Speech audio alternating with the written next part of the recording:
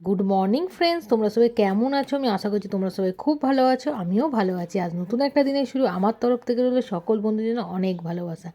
আজ হলো সানডে। সকল বন্ধুদের জানাই হ্যাপি সানডে। সানডে মানে হলো ফ্যামিলি টাইম। তো আজকে যে যার নিজের নিজের ফ্যামিলিকে টাইম দিন, একসঙ্গে খাওয়া দাওয়া করুন, গল্প গুজব করুন, ঘুরতে বেরান।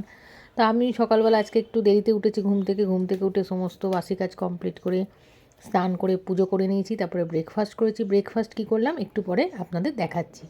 হর হর মহাদেব, ওম নমঃ শিবায়, জয় শিব শম্ভু। ভোলেনাথ সবাইকে ভালো রেখো, সবাইকে সুস্থ রেখো, সবার মনের আশা পূর্ণ করো।